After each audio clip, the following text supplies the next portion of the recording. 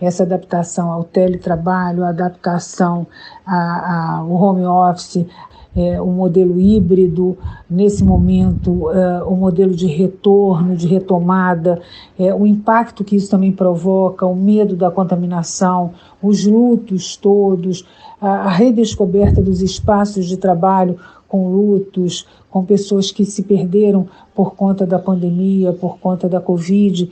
Então, tudo isso é muito novo para todos nós. A necessidade de antecipar esse contato das futuras gerações de pessoas trabalhadoras, empresárias, gestoras públicas, com essa questão da prevenção de acidentes e doenças relacionadas ao trabalho, por meio do estudo e da reflexão sobre o trabalho decente desde os bancos escolares. No momento de pandemia, a partir da reabertura das escolas, será fundamental essa participação nesse modelo da CIPA para prevenção de acidentes, para orientar as questões sanitárias, as questões que são pertinentes e importantes para a prevenção da saúde. Olá, tá começando mais um podcast da Rádio NF. Esse mês de outubro tem 2 datas significativas para os profissionais da educação. 10 de outubro foi o Dia Nacional de Segurança e Saúde nas Escolas. E nesta sexta-feira, 15 de outubro, é o Dia do Professor. A gente quer saber como está a saúde na sala de aula. Vamos bater um papo sobre esse assunto com a psiquiatra e médica do trabalho, Cristina Menezes. E também com a procuradora do Ministério Público do Trabalho do Rio de Janeiro, Sirlene Zimmermann. Nossa terceira convidada é a diretora do Sindicato Estadual dos Profissionais de Educação do Estado do Rio de Janeiro, o CEP, Graciete Santana. Podcast da Rádio NF, Política, Sindicalismo e Movimentos Sociais. Primeiro a gente vai conversar com a psiquiatra e médica do trabalho, Cristina Menezes. Olá, doutora Cristina, é um prazer tê-la aqui com a gente. Agradecer a oportunidade de poder compartilhar esse espaço com vocês. Nesta sexta-feira, dia 15 de outubro, é comemorado o Dia do Professor. A saúde mental dos professores e dos profissionais de educação, de um modo geral, foi muito afetada pela pandemia de Covid-19? A pandemia afetou a vida de todos, mas com uma especificidade grande a vida dos professores. No momento onde nós vivemos aí um mundo frágil, ansioso, incompreensível, não linear, que é trazido, a pandemia acabou adentrando, empurrando isso de uma forma mais forte e sem pedir licença, para um momento que as pessoas ainda se organizavam por uma outra modalidade do trabalho, o impacto da saúde mental de todas as pessoas foi muito grande. E em relação especificamente aos professores? No que diz respeito especificamente a professores, essa migração abrupta para a modalidade pegou todo mundo de surpresa, Então, os professores tiveram que ir para o teletrabalho, para o trabalho home office, muitos com dificuldades em relação à adequação tecnológica, dificuldade de acesso, dificuldade de possibilidades de atender as demandas, inclusive de alunos, a dificuldade dos próprios alunos, a dificuldade da interação, o compartilhamento de espaços domésticos não preparados para esse tipo de situação. Então, a gente pode dizer que, a princípio, do ponto de vista organizacional, causou muito impacto mesmo, O profissional da educação tem uma sobrecarga grande de trabalho, muitas vezes com poucos recursos. Esse cenário pode ter se agravado e contribuído para o agravamento da saúde mental desses trabalhadores durante a pandemia? Tudo isso com a pandemia veio se fortalecer sobre o aspecto do reforço dessas carências e, inclusive, facilitando até mesmo conflitos relacionais familiares, não é? Foi muito grande esse impacto, E a gente tem percebido que síndrome de esgotamento, a exaustão, a falta de controle na questão relacional, sono, vigília, foi muito impactante mesmo. Existe alguma estatística em relação à adaptação ao teletrabalho? cerca de 76% dos profissionais da educação apresentam muitas dificuldades de adaptação, e talvez seja a síndrome que mais impacte os trabalhadores nesse momento, não é? Essa adaptação ao teletrabalho, a adaptação ao home office, o modelo híbrido, nesse momento, o modelo de retorno, de retomada, o impacto que isso também provoca, o medo da contaminação, os lutos todos, a redescoberta dos espaços de trabalho com lutos, com pessoas que se perderam por conta da pandemia, por conta da Covid. Então, tudo isso é muito novo para todos nós. Além de tudo que já se pôde detectar ao longo desse, vou botar ano e meio, 2 anos praticamente, as dificuldades de adaptação, elas lideram, né? Sempre seguidas, né, das dificuldades que você tem desde a adaptação do ponto de vista organizacional e inclusive familiar também. Por que exatamente? Porque você leva para casa o seu trabalho sem você estar preparado, que nós podemos perceber que houve aí um aumento da violência doméstica, enfim. E os problemas de sono, né? As preocupações, a preocupação econômica. Os professores foram muito impactados e os agentes estressores sempre são muito altos na área da educação. Mas não podemos também esquecer uma outra categoria, que é a categoria dos profissionais de saúde. Até porque segunda-feira é dia do médico, né? Mas quando a gente fala em médico, a gente sempre fala em toda a equipe, né? Um médico não funciona sozinho, né? O médico funciona sempre como uma equipe. E foi muito alto. Então, todos nós estamos aí vivendo esse mundo frágil, ansioso, incompreensível, e a gente precisa buscar apoio, precisa ter estratégias. A pandemia trouxe um lado pedagógico também. Eu gostaria de deixar aqui esse alento no sentido de que esse lado pedagógico é das pessoas se perceberem um pouco mais, não só como físico, nós somos físicos e mentais. Eu costumo dizer que o mental é a energia que propulsiona todas as ações do físico. Então, não basta eu ter um colesterol, um triglicerídeo, uma glicemia adequada, fazer caminhada e fazer ginástica, se o meu emocional, se o meu psiquismo está comprometido. É importante que a gente já comece esses conceitos lá de trás, né? E os professores são sempre uma categoria com muita sobrecarga. O impacto foi grande, mas a gente tem certeza de que a gente pode, né, de alguma forma, pensar em estratégias que possam dar um acolhimento, tratamento e até mesmo reabilitação dessa categoria que vem aí sofrendo diante do impacto de todas essas demandas. Em outubro temos outra data importante para esses profissionais. 10 de outubro, Dia Nacional de Segurança e Saúde nas Escolas. Essa questão é tratada como deveria, especialmente na rede pública? A gente comemora o Dia da Saúde e Segurança nas Escolas, o que foi um trabalho, resultado de um trabalho belíssimo do seu Orlandino, um técnico de segurança do trabalho, aqui do estado do Rio de Janeiro, que estabeleceu incansável luta para que se pudesse reconhecer a saúde e segurança nas escolas como uma proposta de criação de cultura e de redução dos acidentes de trabalho. Esse projeto é um projeto que, de uma forma muito humilde e delicada, a gente teve a oportunidade de, há algum tempo, já vir acompanhando o seu Orlandino, que é um técnico de segurança do trabalho, que é muito sensível a toda essa demanda, né? Ele passou por uma experiência de um acidente de trabalho, não ele pessoalmente, mas tendo visualizado isso, e com toda a sua luta, com todo o seu trabalho, ele vem trazendo em todos os fóruns a importância de não ter a saúde e segurança única e exclusivamente como um cumprimento de uma norma ligada a uma lei. Como assim?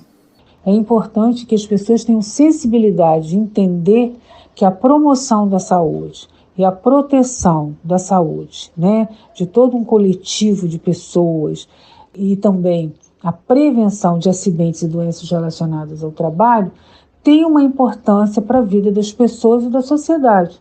E dessa forma, né, o seu Orlandino facilitou muito essa questão dessa inteligência coletiva no sentido de abrir espaço para que a gente pudesse pensar isso na perspectiva da criação da cultura. E isso dentro da escola?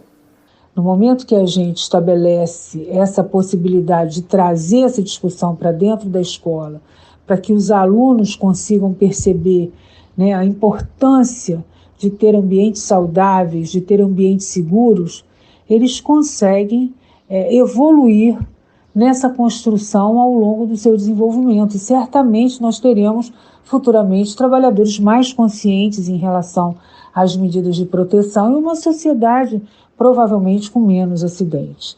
Esse 10 de outubro foi muito baseado no que a gente sabe, né, da norma regulamentadora 5, que fala da criação da Comissão Interna de Prevenção de Acidentes.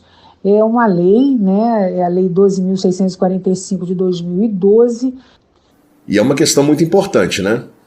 É uma questão assim, extremamente importante. Até então, ela estava absolutamente invisível, a não ser para aquelas escolas onde seu Orlandino ele vai fazendo as suas incursões e vai trazendo pessoas sensíveis para a causa e vai juntando uma equipe e a gente vai caminhando com ele para que a gente leve isso como uma possibilidade, não é? Como uma estratégia de cuidado com a sociedade. Então, essa é uma questão que deveria estar em todas as redes, né? Em todas as redes públicas, privadas, híbridas, é extremamente importante. Mas a gente tem a percepção da significância de um projeto como esse e da adesão das pessoas a um projeto como esse. E quando a gente fala da CIPA nas escolas, a gente está falando do papel do aluno, a importância do aluno ter os conceitos, o conhecimento e os saberes para ele se organizar. Consequentemente, isso vai haver um compartilhamento com esses professores e certamente haverá em casa com os pais, porque vai haver troca. A gente precisa ter a percepção de que as crianças elas estão muito mais próximas de algumas verdades e de algumas certezas sociais do que a gente pode imaginar. O Ministério Público do Trabalho do Rio de Janeiro está incentivando a criação das CIPAs escolares, correto? E o Ministério Público abraçou, né, essa campanha a nível nacional. Então, é muito interessante, porque além de você estimular o saber e o conhecimento desde muito precocemente, você estabelece a possibilidade da criação de uma cultura que você vai levar para o resto da sua vida. E aí, assim, a gente vem pensando nessa estratégia e o projeto do Ministério Público, né, em relação a essa aplicação, diz respeito, inclusive, de que possam as empresas estarem, de alguma forma, adotando uma dessas escolas, tendo em vista de que as empresas têm uma habilidade, um conhecimento, por conta de toda a legislação que tem que atender, a importância disso e que seus profissionais possam se organizar para contribuir de maneira voluntária, né, que não só via as empresas, mas de maneira voluntária que você possa fazer isso na escola que você identificar, na escola do seu filho, do seu sobrinho, da sua filhada, enfim, da sua esposa, que pode ser professora, do seu esposo, que pode ser professor, enfim, uma escola através do seu voluntariado ou mesmo através das organizações, né, as organizações identificarem e fazerem a periodicidade de palestras, a periodicidade da criação da eleição da CIPA, dos alunos, né, levar conteúdos de promoção de saúde, enfim. É muito interessante, é um projeto nacional que a gente possa levar o tema saúde e segurança para todos os bancos escolares, né, desde a pré-escola até as universidades. Atividades de prevenção a problemas de saúde são desenvolvidas nas escolas com frequência? Nós temos que fortalecer, né, as iniciativas de promoção de saúde, as iniciativas de prevenção, as iniciativas de assistência e até reabilitação relacionada à saúde. Esses conteúdos são conteúdos ainda muito opacos, muito desidratados, mas que com a nossa sensibilidade, com o nosso compromisso enquanto cidadão e cidadã, né, a gente pode evoluir nessa construção. Acho que o momento é um momento de solidariedade, é um momento do coletivo, é um momento que a pandemia trouxe para nós, mais uma vez, de que sozinho é muito difícil, que é necessário estarmos sempre juntos, sempre nos relacionando em construção de territórios, onde possamos, de alguma forma, caminhar na construção para todos, não é? E assim, nós precisamos incentivar essas práticas nas escolas, porque não se tem uma prática definida em relação à saúde e segurança nas escolas, sejam públicas e privadas. Algumas podem ter um pouco mais de orientação, mas não tem a especificidade, a regularidade, a programação durante todo o ano. E é importante, não é única e exclusivamente comemorar um dia, é que esse dia seja emblemático no sentido de que possamos instituir estratégias para as práticas diárias durante todo o ano. Precisamos desenvolver nas escolas com uma frequência regular, como um conteúdo natural e regular, onde todos possam estar envolvidos. Alunos, professores, profissionais de apoio, todos possam estar envolvidos nesse princípio de promoção de saúde e prevenção de acidentes e doenças relacionadas ao trabalho. Que projetos podem ser implementados em prol da saúde e da segurança das pessoas nos ambientes escolares? O próprio programa, isso está definido, no próprio site existem já estratégias. Uma delas é de que todas as escolas incluam saúde e segurança, de que tenham voluntariado para fazer esse tipo de abordagem na escola, o pai de um aluno, a própria estrutura organizacional dos municípios, do estado, podem estar disponibilizando esse recurso a nível de informação, de auxílio na construção de palestras, de cursos, de qualificação. A questão também, que é extremamente importante, é de que possam também as empresas estarem adotando as escolas, algumas escolas para passar esses conteúdos, ou que alguns profissionais de saúde possam também estar adotando, que alguma organização possa também estar adotando, que facilite o workshop, que facilitem palestras, que facilitem encontros, conferências, não é? E que a gente possa estar inserindo todos os conteúdos relativos à saúde e segurança. E que a gente não esqueça do bullying também, que também é considerado hoje um agravo dentro das escolas. E isso é muito importante. A participação dos pais também é importante, né?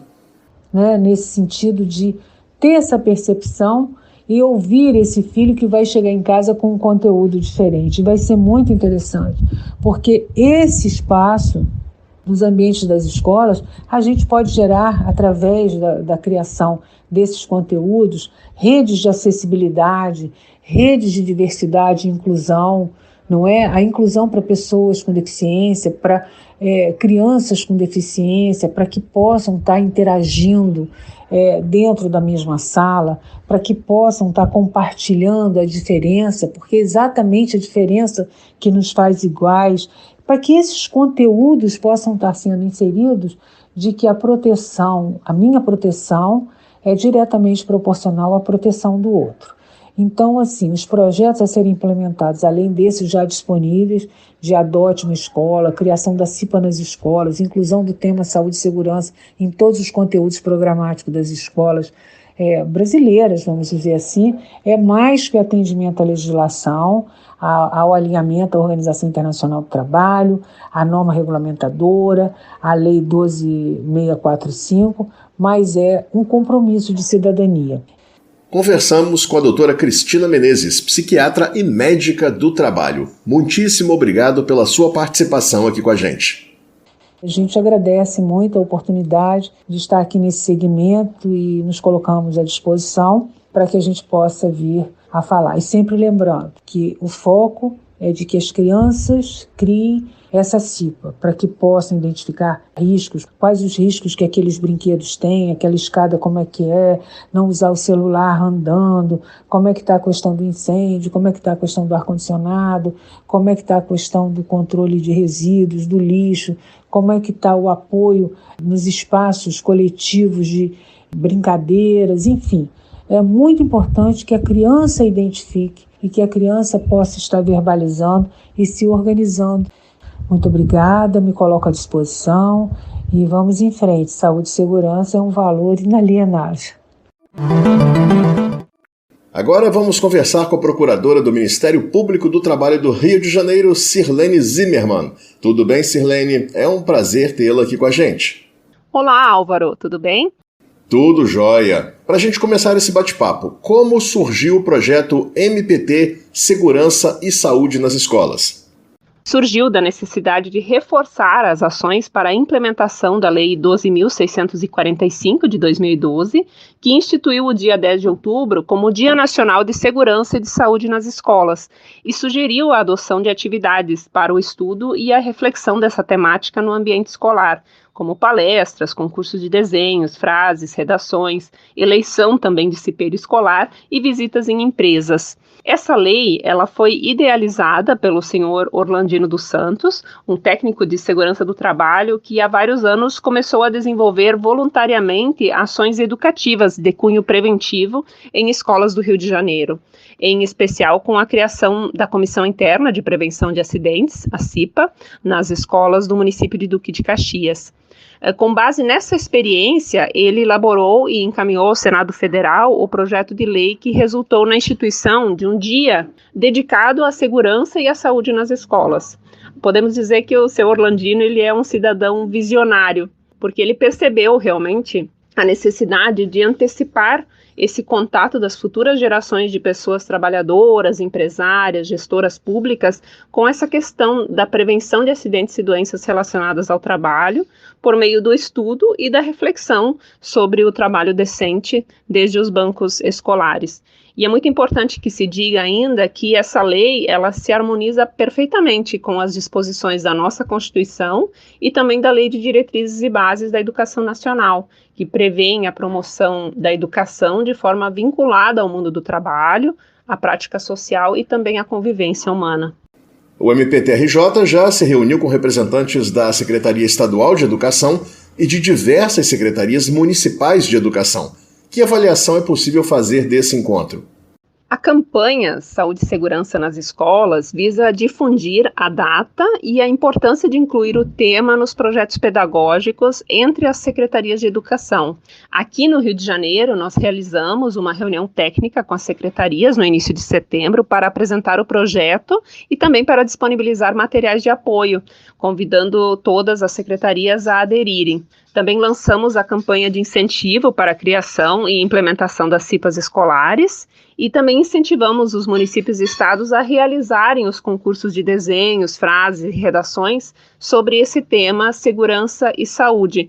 Isso pode ser realizado nas diversas classes e também serem promovidas ações de culminância do projeto, onde pode acontecer a premiação desses melhores trabalhos. Uma outra iniciativa é propiciar capacitação e acesso aos profissionais de educação e das escolas públicas e privadas, né? E também esses materiais de apoio e propostas de atividades para tratar da temática em sala de aula com as crianças, adolescentes e jovens.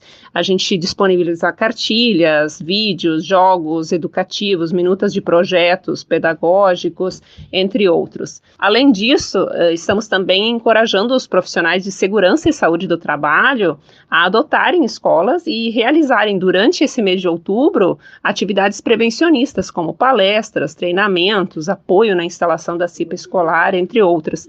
Então fica esse convite aí para todos os profissionais de saúde e segurança que estão nos ouvindo para realmente aderirem a essa campanha campanha, adotarem a escola dos seus filhos, das suas filhas, adotarem a escola onde estudaram na sua infância e poderem realizar essas atividades. Com tudo isso, com a soma de todos esses esforços, de fato a gente vai conseguir implementar e vai conseguir ampliar as ações do Dia Nacional de Segurança e Saúde nas escolas nesse ano e também nos anos vindouros. Eu acho que o principal objetivo da campanha, ele vai ser atingido quando cada criança e adolescente tiver condições de identificar e prevenir riscos em seus ambientes, conversar com suas famílias sobre a importância da saúde e da segurança no trabalho e em todos os lugares, assim como já aconteceu, inclusive, com outros assuntos, como a questão da preservação do meio ambiente natural, né, da natureza, a questão do uso do cinto de segurança e também a questão do combate ao fumo. Como está o processo de criação das CIPAs escolares? A campanha de incentivo do Ministério Público do Trabalho no Rio de Janeiro à criação das comissões internas de prevenção de acidentes e doenças relacionadas ao trabalho nas escolas, as CIPAs escolares, ela tem por objetivo incrementar o número de instituições de ensino com a CIPA escolar instituída, formada por alunos e trabalhadores e trabalhadoras que vão atuar de forma contínua e consistente em ações de conscientização e prevenção de acidentes e doenças no ambiente das escolas. Então, para fins de participação dessa campanha, foi sugerida a composição da CIPA escolar com pelo menos um representante indicado pela direção da escola, que pode ser o próprio diretor ou a diretora, porque vai demonstrar o envolvimento desse profissional com a criação da CIPA, um funcionário, o professor, né, eleito entre os colegas de trabalho, e pelo menos 3 alunos, e sempre incentivamos que sejam estudantes dos diversos turnos existentes naquelas escolas. Então, são alunos e alunas também eleitas entre os seus colegas. O incentivo à participação das crianças e adolescentes é fundamental. Dentro da campanha, os 5 municípios, ou o Estado, porque o Estado também está participando, que atingirem o maior percentual de unidades de ensino sob sua gestão, com a CIPA escolar implementada e ativada nesse período da campanha, que vai até o dia 31 de outubro, vão receber uma premiação. Além disso, todos os municípios que comprovarem a implementação e ativação de pelo menos 3 CIPAs escolares nesse período também vão concorrer a alguns prêmios por sorteio. A proposta, ela não é apenas a criação das CIPAs, mas a efetiva implementação e atuação. Então, todos os cipeiros, eles deverão ser treinados por um profissional de segurança e saúde do trabalho, e também apresentamos a essas escolas uma proposta de gestão da CIPA escolar com base em grandes temas, distribuídos por bimestre escolar. Então, no primeiro bimestre poderia ser tratada a questão dos cuidados com o ambiente escolar, no segundo bimestre a segurança de estudantes, no terceiro bimestre a segurança de quem trabalha na escola e no último bimestre a saúde e o bem-estar de todos. A melhor estratégia de atuação é a prevenção? Com certeza, o Ministério Público do Trabalho acredita que em matéria de segurança e saúde no trabalho, a melhor estratégia de atuação é a prevenção. E o melhor caminho para a prevenção é a educação. Por meio das escolas, nós realmente podemos difundir conhecimento e semear a cultura da prevenção de acidentes e doenças relacionados ao trabalho desde a infância. Então, muito mais do que um dia, a implementação da lei leva à inclusão do tema segurança e saúde do trabalho nos projetos pedagógicos e permite que crianças e adolescentes acessem e disseminem conhecimentos básicos sobre questão tão importante em um país, o Brasil, né, que ainda ostenta um dos piores índices de acidentes e doenças do trabalho. De acordo com os indicadores do Observatório de Segurança e Saúde no Trabalho, elaborado pelo Ministério Público em parceria com a OIT, a Organização Internacional do Trabalho, de 2012 a 2020, nós tivemos quase 21.500 trabalhadores e trabalhadoras que sofreram acidentes fatais. Isso dá uma taxa de mortalidade de 6 óbitos para cada 100 mil vínculos de emprego no mercado de trabalho formal. E coloca o Brasil como o segundo lugar em mortalidade no trabalho entre os países do G20 e das Américas, ficando atrás apenas do México. A utilização dos dados do Observatório de Segurança e Saúde no Trabalho nas escolas, inclusive, ela é muito recomendada pode ser objeto de pesquisa e reflexão em todas as disciplinas, já que permite conhecer os indicadores de acidentes e doenças relacionados ao trabalho em cada um dos mais de 5.000 municípios brasileiros. É possível realizar análises comparativas entre regiões, estados e municípios, conhecer os ramos de atividade que mais acidentam, as principais causas dos acidentes, identificar as partes do corpo mais atingidas, e é possível vislumbrar também os custos, né, dos acidentes para a saúde e a previdência. É importante dizer que há meios legais eficazes de repressão para responsabilizar as empresas, aqueles que descumprem as normas que garantem um ambiente de trabalho rígido e seguro. Mas se conseguirmos evitar que a vida, a saúde, a integridade física e psíquica das pessoas que trabalham sejam afetadas, porque conseguimos formar empresários, gestores públicos, trabalhadores e trabalhadoras mais conscientes das suas responsabilidades e dos seus direitos, com certeza teremos avançado muito, muito mesmo na nossa missão. Que projetos são viáveis e podem ser implementados em prol da saúde e da segurança das pessoas nos ambientes escolares? Assegurar que crianças e adolescentes frequentem ambientes escolares seguros e saudáveis, sem dúvida, é educar pelo exemplo. Então, a criação e a atuação das CIPAs escolares é uma importante ferramenta. É importante porque pode trazer a discussão e a reflexão sobre esse tema, segurança e saúde nas escolas, em casa, no trabalho, e falar sobre isso, refletir sobre isso em sala de aula, sempre com esse propósito de fazer o reconhecimento e a prevenção dos riscos é algo importante e inerente a qualquer ambiente. Então, as escolas podem apresentar o tema a partir do Dia Nacional de Segurança e de Saúde nas escolas, falar da importância, apresentar os números de acidentes que podem ser obtidos através do Observatório de Segurança e Saúde, o smartlabbr.org. Você pesquisa aí pelo Google e já consegue localizar rapidamente, identificar os riscos existentes na escola, abordar a questão da cultura da prevenção para o presente e também para o futuro. A gente também está estimulando muito a leitura da revista MPT em quadrinhos, criada especialmente para esse dia, o Dia Nacional de Segurança e Saúde nas Escolas. Está disponível em mptemquadrinhos.com.br e também lá tem diversos outros materiais pedagógicos utilizados na campanha. Tem cartazes, boletim pedagógico, caderno de atividades, jogo de tabuleiro, e tudo isso pode ser utilizado pelas escolas. Também estimulamos que se realizem pesquisas na internet sobre acidentes do trabalho na escola que tenham ocorrido no município, na região, no estado, e que se possa debater a respeito. Falar sobre as profissões que as crianças querem ter no futuro, os riscos e os meios de prevenção também é algo que pode ser fluir assim naturalmente em sala de aula, né?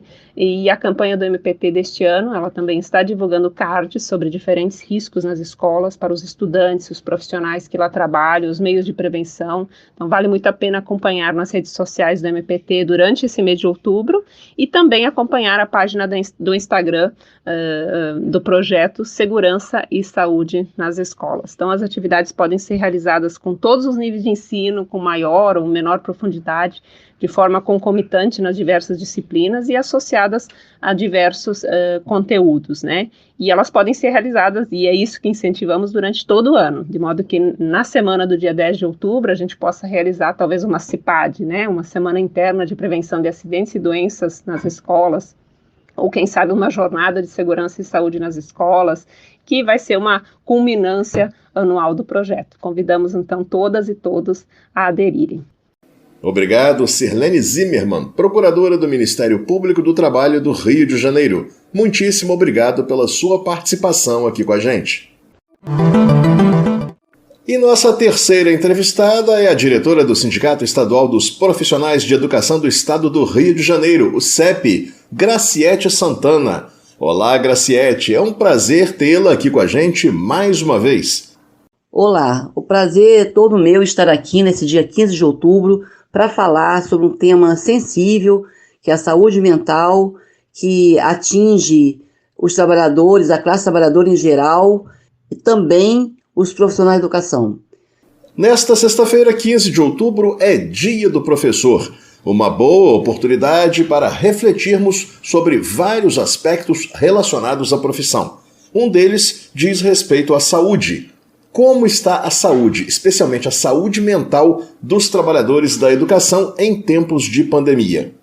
Os profissionais de educação, já ao longo dos últimos anos, é apontado como uma das categorias que mais sofrem problemas em relação à saúde mental, devido a várias questões internas nas escolas e na própria política da educação. E durante o período da pandemia, isso tem se agravado. Por exemplo, o isolamento social tem trazido sérios problemas a todos, ao conjunto da população.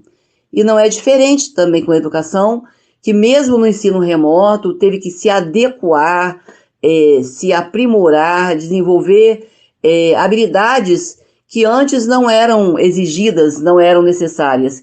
E a pandemia, ela força uma mudança brusca e repentina no fazer pedagógico.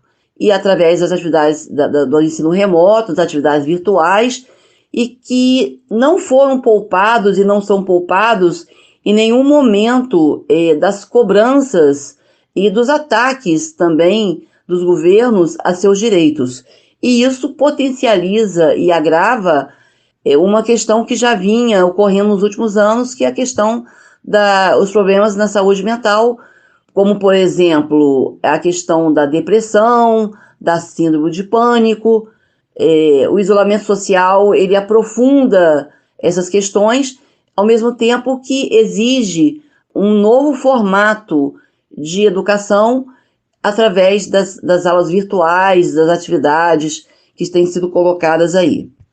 Há um projeto de implementação da CIPA nas escolas. Como essa iniciativa pode ser útil? Sabemos que existe projetos de lei, inclusive aprovados, que garante a CIPA nas escolas, e é uma ideia fantástica e que chega em muito boa hora, mas efetivamente ainda não é uma realidade em todas as escolas estaduais e municipais. No momento de pandemia, a partir da reabertura das escolas, será fundamental essa participação nesse modelo da CIPA para prevenção de acidentes, para orientar as questões sanitárias, as questões que são pertinentes e importantes para a prevenção da saúde. Então, o caráter da CIPA é no caráter realmente em todas, onde já é implementado, é no sentido da prevenção de acidentes, e as escolas não estão livres e imunes aos acidentes, né? Com crianças, com professores, e desempenhará com certeza um papel fundamental e importante.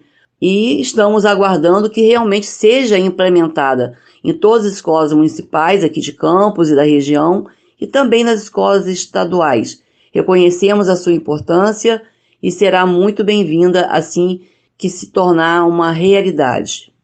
Como é possível desenvolver ações preventivas para evitar o adoecimento dos profissionais da educação?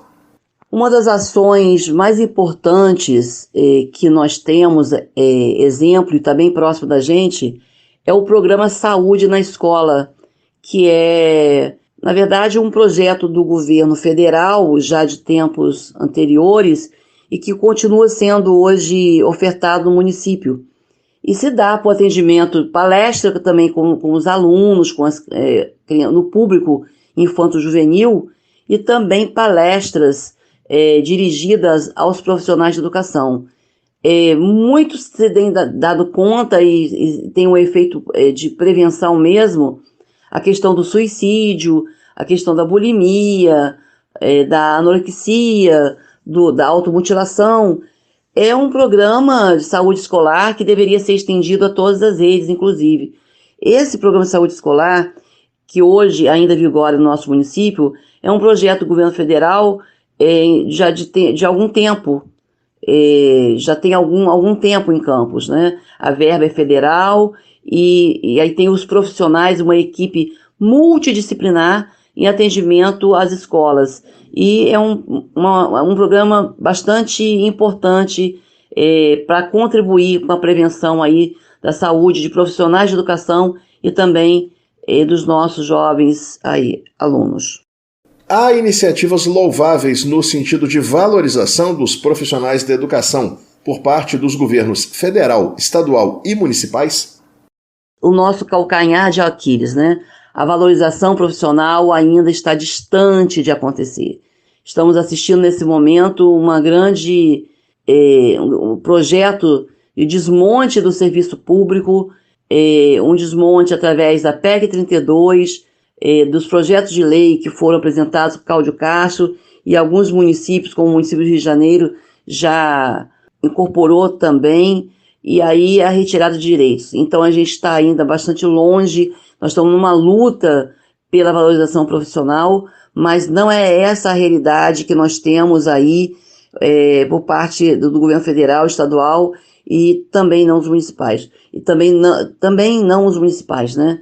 Por exemplo, a nossa categoria da educação, mesmo a nível de estado como também de município, amarga pelo menos entre 2014 e 2016, sem sequer a reposição das perdas salariais. Isso é algo que é muito ruim, tá? Sem contar com as dificuldades no cotidiano, né? Mesmo nas aulas presenciais, quando a escola está aberta, as dificuldades no espaço escolar, de ter condições dignas de trabalho, na questão virtual também, no ensino remoto, exigências que se acumulam dia a dia, como se o ensino remoto fosse fácil. Então são muitas exigências, muitos formulários, muitas propostas vindas de cima e que têm sobrecarregado os professores. Então, na hora da cobrança, ela é muita, mas na hora da valorização profissional, simplesmente os governos, eles têm sido extremamente tímidos quando não estamos agora diante dessa proposta. Para finalizar, que mensagem você deixa principalmente para os professores pela passagem do 15 de outubro? Bem, não poderia deixar de mencionar o patrono da educação, né, Paulo Freire, e dizer que educar é um ato de resistência, e é em nome disso que nós, professores, permanecemos nessa caminhada de resistência. E lembrando Paulo Freire, que diz que educação não transforma o mundo, educação muda pessoas, e pessoas transformam o mundo. E é essa a nossa grande tarefa, e que nós não abrimos mão de ser protagonistas nesse processo de educação, de transformação da vida das pessoas, para transformar o mundo num mundo melhor que nós desejamos para todos. Obrigado, Graciete Santana, diretora do Sindicato Estadual dos Profissionais de Educação do Estado do Rio de Janeiro, o CEP. Bom, ficamos por aqui, mas na semana que vem tem mais podcast. Tchau, tchau, até lá!